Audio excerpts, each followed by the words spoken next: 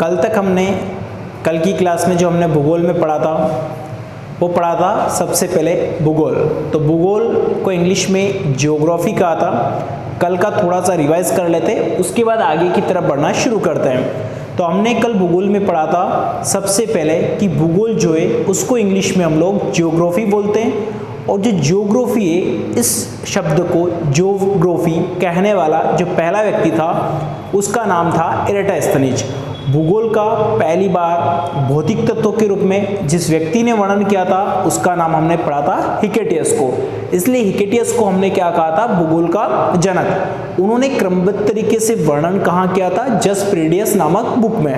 अब फिर हमने पढ़ा था कि जो ब्रह्मांड है उसमें एक विस्फोट हुआ था और विस्फोट की वजह से सारी चीज़ों का निर्माण हुआ है। तो हमने वहाँ पढ़ा था कि सबसे पहले उस विस्फोट के बारे में बहुत सारी थ्योरी हम लोगों ने देखी थी, लेकिन आज एक थ्योरी और पढ़ेंगे, बिग बैंग सिद्धांत।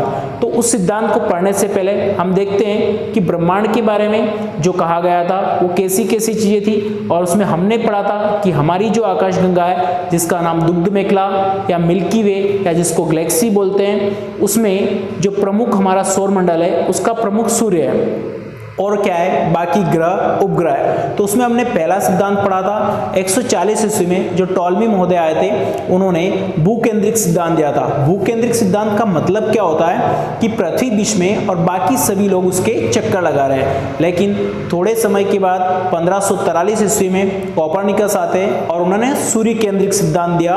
उन्होंने कहा कि सूर्य बीच में बाकी सभी लोग उसके चक्कर लगा रहे हैं। उसके बाद फिर हमने पढ़ा था कोपरनिकस के बाद जॉन को पढ़ा था हमने, जॉन गाले को पढ़ा था। इन्होंने कहा कि जो पृथ्वी है आपके पास वो दीर्घवृत्तीय रूप से चक्कर लगाती है या अंडाकार रूप से सभी लोग क्या करते हैं, चक्कर लगाते हैं। आगे फिर हमने पढ़ा था उनका सपोर्ट करने के लिए जोहानसन केपलर जो था उनका सपोर्ट करने के लिए गैलीलियो आता है, और गैलीलियो ने कहा दूरबीन की सहायता से, कौन सी दूरबीन थी, अपवर्तक दूरबीन की सहायता से बताया कि सूर्य में क्या है, कलंक पाया जाता है। सूर्य कलंक के बारे में हमने समझा था कि जो काले या गैस के गोले होते हैं वो घूमते घूमते जब सूर्य के पास आ जाते हैं तो ये सूर्य के पास आने वाले समय को 11 साल लगता है, सूर्य से दूर जाने में 11 साल लगता है, तो पूरा एक चक्र मिलाकर के 22 साल हो जाते हैं। तो उसको ही क्या बोल रहे थे, सौर कलंक बोल रहे थे। जब वो सूर्य के पास से गुजरते हैं तब वहां पर सूर्य में हमको धब्बे दिखना शुरू हो जाते हैं। साथ ही उन्होंने सूर्य का नजदीक तारा प्रोक्सिमा सेंचुरी बताया था। एक और चीज हमने पढ़ी थी, उन्होंने ही बृहस्पति के 4 उपग्रह के बारे में वर्णन किया था। फिर हमने आगे देखा था कि ब्रह्मांड का क्या हो रहा है, विस्तार होते जा रहा है। इसमें एक वैज्ञानिक थे अमेरिका के एडविन पी हबल, जिन्होंने प्रतिसरण का सिद्धांत दिया था। फिर हमने थोड़ा सा और आगे देखा था और वहां डॉपलर प्रभाव के बारे में देखा था कि यदि आकाशगंगा हमसे दूर जा रही है तो रेड शिफ्ट की घटना होगी और पास आ रही है तो बैंगनी रंग की घटना होगी। अब हम यहां पर देखेंगे बिग बैंग सिद्धांत। बिग बैंग सिद्धांत के बारे में पहले आप मुझे सुनिए आराम से, उसके बाद हम बोर्ड पर 1 बाय 1 क्वेश्चंस को क्लियर करेंगे। बिग बैंग सिद्धांत को जिस व्यक्ति ने दिया है उसमें जार्ज लेमेथियर जो पादरी थे वैज्ञानिक के साथ साथ, उन्होंने बताया कि पहले एक बिंदु या परमाणु या अणु के रूप में पूरा का पूरा ब्रह्मांड जो था वो समाया हुआ था, लेकिन उसका तापमान और अत्यधिक घनत्व होने की वजह से उसमें विस्फोट होता है और विस्फोट के फलस्वरूप सारी चीजों का निर्माण होता है। तो हम लोग क्या करेंगे, इन सारी चीजों को देखते हैं। तो आप आइए मेरे साथ बोर्ड पे देखते हैं। पहले एक छोटा सा क्वेश्चन क्लियर कर लेते हैं। ब्रह्मांड का व्यास लगभग 10 की घात 8 प्रकाश वर्ष है। आप मुझे आंसर में कमेंट में आंसर देकर के बताएंगे कि 1 प्रकाश वर्ष बराबर कितना होता है। तो ब्रह्मांड का व्यास लगभग 10 की घात 8 प्रकाश वर्ष है।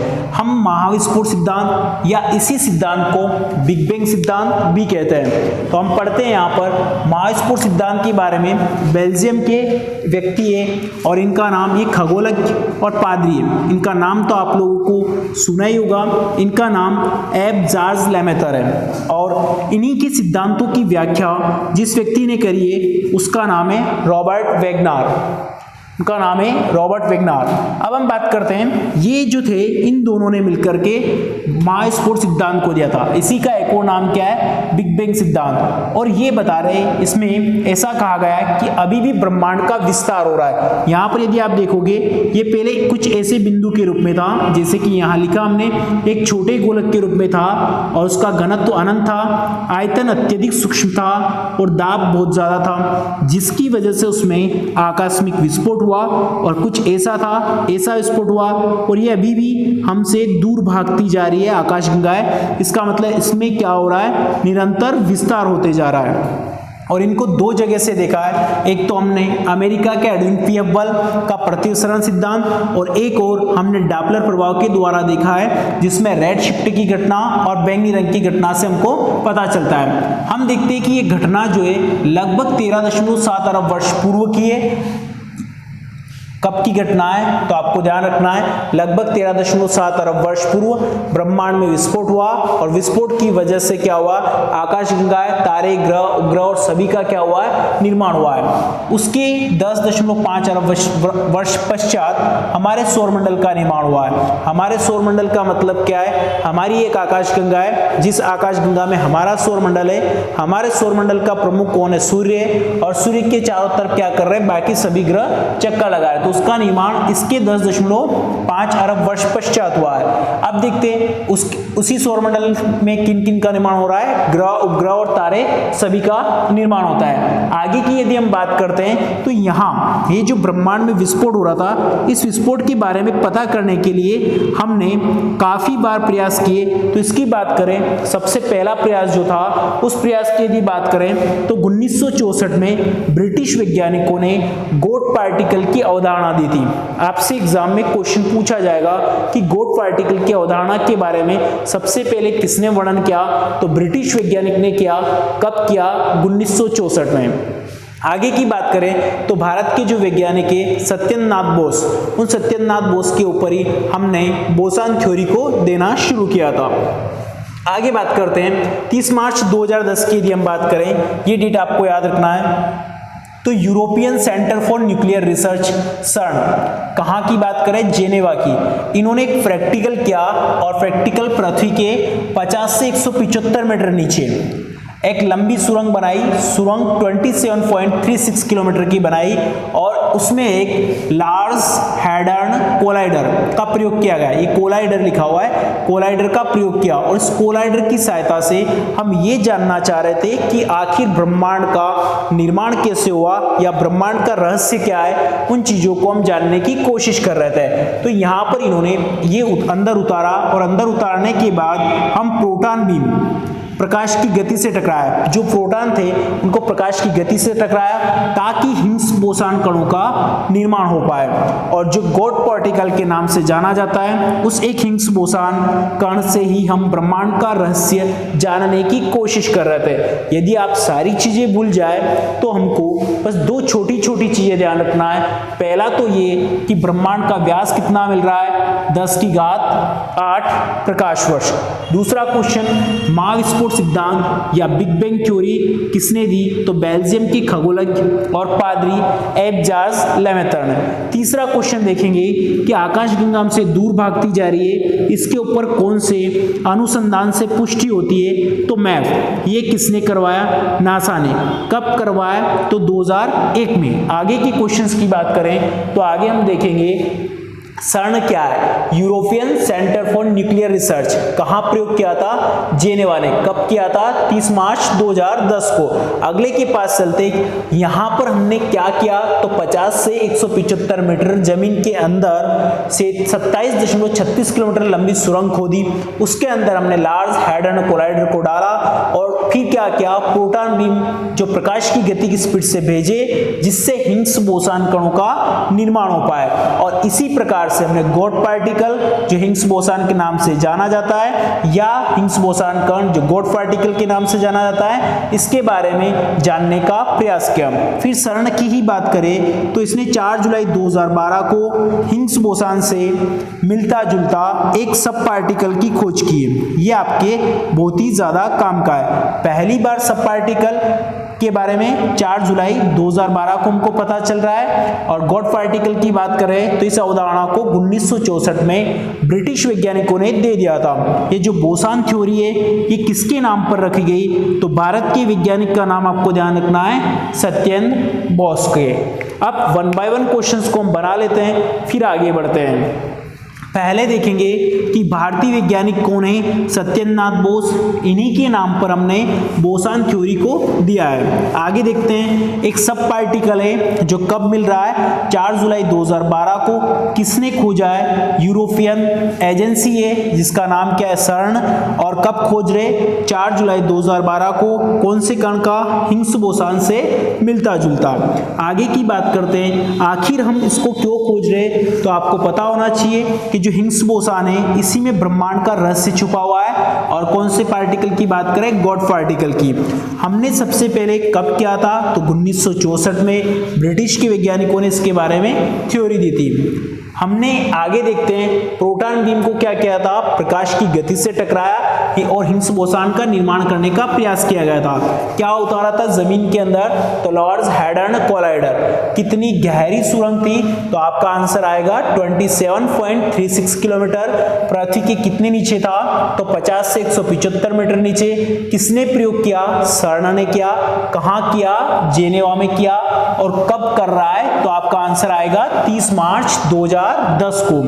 आगे की तरफ देखते हैं, तो ये जो था ब्रह्मस्फोट सिद्धांत हुआ, किसके रूप में था, छोटे गोलक के रूप में। घनत्व अनंत था, आयतन अत्यधिक सूक्ष्म और ताप की वजह से क्या हुआ, आकस्मिक विस्फोट हुआ। और विस्फोट की वजह से ग्रह उपग्रह आकाशगंगाएं सबका निर्माण हो रहा है। इस घटना की यदि हम बात करें तो 13.7 अरब वर्ष पूर्व की है। और उसके 10.5 अरब वर्ष पश्चात सौरमंडल का विकास होना शुरू हुआ, जिसमें ग्रह उपग्रह और सारी चीजों का निर्माण हो रहा है। ऐसा कहा जाता है कि आज भी ब्रह्मांड का विस्तार हो रहा है। तो विस्तार कैसे हो रहा है, इसके बारे में 2 प्रकार की थ्योरी, एक तो अमेरिका के एडविन पी हब्बल के प्रतिसरण का सिद्धांत, दूसरे की अगर हम बात करें तो डॉपलर सिद्धांत के अनुसार इसके बारे में पता चलता है। आगे हम बात करते हैं, ये महास्फोट सिद्धांत के बारे में कौन बता रहे हैं, तो एफ जॉर्ज लेमेटर। इन्हीं के सिद्धांत की व्याख्या कौन कर रहा है, रॉबर्ट वेगनर। आकाशगंगा के बीच की दूरी बढ़ती जा रही है, इसके लिए नासा ने 2001 में एक अनुसंधान की पुष्टि की जिसका नाम क्या है, मैप। अब हम आगे थोड़ा सा और पढ़ने की कोशिश करते हैं। एक छोटा सा टॉपिक और है जिसका नाम है ब्लैक होल। ब्लैक होल के बारे में आपने सुना होगा, नहीं सुना तो अभी सुन लीजिए, क्या है ब्लैक होल। ब्लैक होल क्या है, तो आपने सुना होगा कि पृथ्वी या अंतरिक्ष में, किसके अंतर्गत, अंतरिक्ष में कुछ ऐसे जगह होती है या कुछ ऐसा एरिया होता है, ये मान लेते एक छोटा सा एरिया है, यहाँ से यदि प्रकाश या कोई ग्रह, प्रकाश हो या फिर कोई ग्रह हो, उपग्रह हो या कोई भी ऐसी चीज जो इसके पास से जाती है, तो ये इसके अंदर से बाहर नहीं जाने देता है, इसलिए इसको क्या कहा जाता है, ब्लैक होल। अब ब्लैक होल कैसे बनता है, उसकी क्या खासियत होती है, इसको देखते हैं। ये प्रकाश किसी भी चीज को बाहर नहीं जाने देता है, क्यों, क्योंकि इसकी गुरुत्वाकर्षण क्षमता बहुत ही उच्च होती है, जिसकी वजह से ये सारी चीज़ों को अंदर खींच लेता है। एक समय ऐसा आता है कि ये अपने आप को ही खा जाता है। अपने आप को खाने का मतलब, ये इतना बड़ा था, धीरे धीरे करके एक छोटे से गोलक के रूप में सिकुड़ जाता है। अब कोई भी चीज़ ब्लैक होल कब बनती है, इसके बारे में बात करते हैं। ब्लैक होल के बारे में बात करने के लिए हमको सबसे पहले सुब्रमण्यम चंद्रशेखर सीमा को पढ़ना होगा। सुब्रमण्यम चंद्रशेखर सीमा किसको बोलते हैं, तो इस सीमा को पढ़ने के लिए आपको भारतीय वैज्ञानिक चंद्रशेखर सुब्रमण्यम का नाम तो याद होगा ही सही, नहीं याद हो तो अभी आप लोगों ने सुन लिया है। ये सीमा क्या होती है, यदि कोई भी तारा, ब्रह्मांड में कोई भी तारा विस्फोट के बाद 1.44 इंटू सौरिक द्रव्यमान के आसपास या इससे अधिक होता है, 1.44 सौरिक द्रव्यमान से अधिक बचता है उसका द्रव्यमान, से अधिक क्या बचेगा उसका द्रव्यमान, तो वह तारा क्या बनने की संभावना रहती है, ब्लैक होल। तो आपको ब्लैक होल और सुब्रमण्यम चंद्रशेखर या चंद्रशेखर सीमा के बारे में थोड़ा सा ज्ञान प्राप्त हुआ होगा। अब हम आगे बात करते हैं कि यदि कोई तारा जो है विस्फोट के पश्चात कौन सी कंडीशन होगी तो वो आगे अच्छे से बन पाएगा। आज के लिए इतना बहुत है, कल हम लोग थोड़ा सा और आगे पढ़ेंगे। आप मुझे बताएं कि आपको वीडियो कैसा लगा, और सारी ऑफलाइन क्लासेस शुरू हो चुकी है। यदि आप में से किसी को ऑफलाइन क्लास लेने की इच्छा हो तो आप जरूर एक बार पधारें। धन्यवाद।